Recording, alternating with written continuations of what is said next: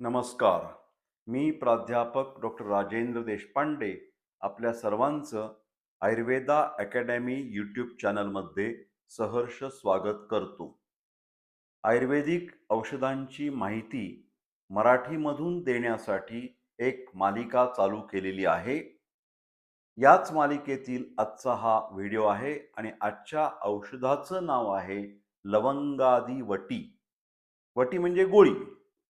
लवंग इत्यादी द्रव्यांपासून बनवलेली गोळी. लवंग हा आपल्या किचनमध्ये स्वयंपाकघरामध्ये असणारा पदार्थ बहुतेकांना माहिती आहे. तर लवंग हे कसं काम करतं किंवा याच्यात काय घटक द्रव्य आहेत ती समजून घेऊ. लवंगादी वटीमध्ये लवंग तर आहेच, पण त्याच्या जोडीला काळे मिरे, बेहडा आणि कात हे द्रव्य आहेत आणि याला बाभळीच्या सालीच्या काढ्याच्या भावना आहेत. लवंगादी वटी या औषधामधील सगळीच घटक द्रव्य ही कंठ्य असा आयुर्वेदिक शब्द आहे. कंठ्य आहेत. कंठ याचा अर्थ कंठावरती म्हणजेच घशावरती उपयोगी पडणारी सर्व द्रव्य आहेत. लवंगादी वटीमधलं हे जे लवंग आहे ते उष्ण आणि तीक्ष्ण गुणधर्माचं असल्यामुळे कफघ्न असं काम करतं. जेव्हा जेव्हा घशामध्ये, नाकामध्ये, छातीमध्ये स्त्राव वाढलेले असतात, त्याच्यामध्ये चिकटपणा असतो. तर तो स्त्राव कमी करणं, चिकटपणा कमी करणं आणि असा सुटा झालेला कफ आपल्या तोंडातून, घशातून बाहेर काढून टाकणं, अशा प्रकारे एक्सपेक्टोरंट म्हणून लवंगादी वटी हे काम करतं. फक्त एक लक्षात घ्या मित्रांनो, की लवंगादी वटी कोरड्या खोकल्यातही उपयोगी पडू शकेल आणि ओल्या खोकल्यातही उपयोगी पडू शकेल. म्हणजे it is useful for dry cough, it is also useful for wet cough. फक्त मी वैयक्तिक असं सुचवेन, की शक्यतोवर ओल्या खोकल्यासाठी याचा वापर अधिक करा. मग तो खोकला हा वरच्या श्वासमार्गातील आपल्या अवयवांच्या सुजेमुळे असो किंवा लोअर रेस्पिरेटरी ट्रॅक्ट खालच्या भागातला असो. म्हणजे उदाहरणच द्यायची झाली तर ज्याला आपण फायरिंजायटिस म्हणतो, घशाला सूज येणं. नंतर आपल्या स्वरमार्गाला सूज आली की लायरिंजायटिस म्हणतो. घशामध्ये असणारे जे टॉन्सिल्स आहेत त्याला सूज आली की टॉन्सिलायटिस म्हणतो. ब्रॉन्कस म्हणजे श्वासनलिकांना सूज आली तर ब्रॉन्कायटिस म्हणतो. छातीला फुफ्फुसांना सूज आली तर न्यूमोनायटिस म्हणतो. हे जे श्वासमार्ग आहेत त्याच्यामध्ये काही एक असा आजार आहे की ज्याच्यामध्ये अतिशय मोठ्या प्रमाणात कफ साचतो आणि सकाळी उठल्याबरोबर तो मोठ्या प्रमाणात बाहेर पडतो. त्या आजाराचं नाव आहे ब्रॉन्किएक्टॅसिस.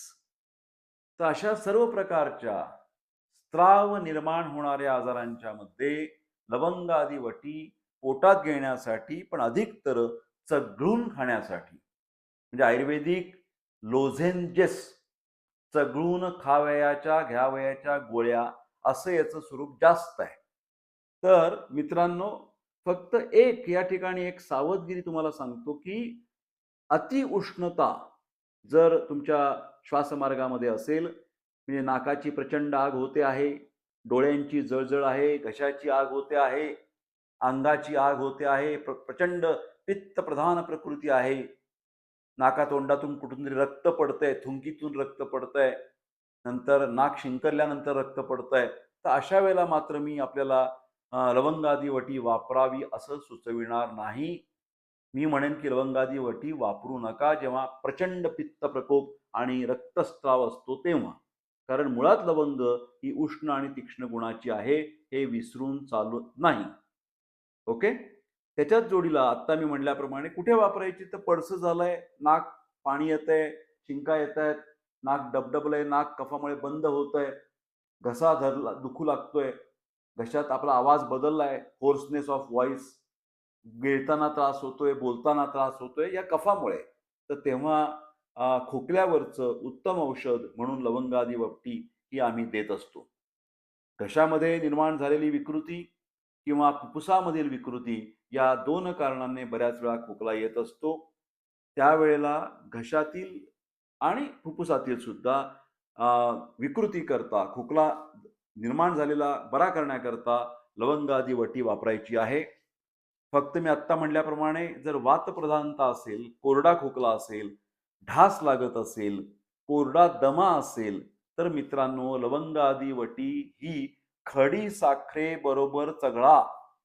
नुसती लवंग आदी वटी कोरड्या खोकल्याकरता वापरू नका.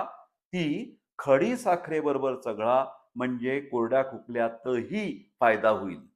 तीच गोष्ट दम्याबाबत. कोरडा दमा असेल, तर घशात कफ अडकला असेल आणि तो बाहेर काढायचा असेल, तर अशा वेळेला सुद्धा लवंग आदी वटी खडी साखर तोंडात घेऊन दोन्ही एकत्र चघळायची आहे.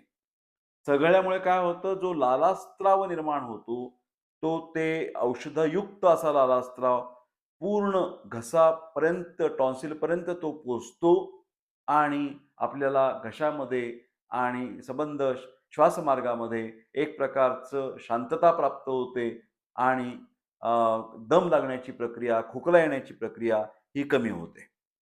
या गोळ्या आता किती चघळायच्या? तर तसं काही त्याला फार मोठा आपण म्हणू शकत नाही. एस-ओ-एस म्हणजे जशी आवश्यकता असेल त्याप्रमाणे. काही रुग्णांना एक-एक गोळी 3-4 वेळा घेऊन पुरेशी असेल. काहींना दर तासाला एखादी गोळी लवंगादी वटीची तोंडात ठेवून चघळावी लागत असेल. परंतु लवंगादी वटी ही प्रथमोपचार स्वरूपामध्ये प्रत्येकाच्या घरी असावी, असं मला वैयक्तिक वाटतं. एक्स्ट्रीम म्हणजे आपण म्हणतो की एकांतिक कोरडा खोकला असेल, कोरडा दमा असेल, तर मी आपल्याला एक वेगळी गोळी सांगून ठेवतो. त्याला एलादी वटी असं म्हणतात. वेलदोड्यापासून बनवलेली एलादी वटी ही आग होत असताना, घशामध्ये आग, डोळ्यामध्ये आग, नाकामध्ये आग आणि कोरडा खोकला, बर्निंग इन द थ्रोट, आग होणं आणि कोरडा खोकला याच्यासाठी लवंगादी वटीच्या ऐवजी कुठली गोळी वापरायची आहे? एलादी वटी. करेक्ट. तर मित्रांनो, अशाच प्रकारे आयुर्वेदिक औषधांची माहिती मराठी भाषेतून समजून घेण्यासाठी व्हिडिओ लाईक, शेअर करा आणि प्राध्यापक देशपांडेंना प्रेरणा देण्यासाठी, मदत करण्यासाठी, सहकार्यासाठी चॅनल सबस्क्राईब करा, अशी मी आपल्याला नम्र विनंती करतो. भेटूया अशाच प्रकारच्या एक इंटरेस्टिंग पुढच्या व्हिडिओमध्ये. धन्यवाद.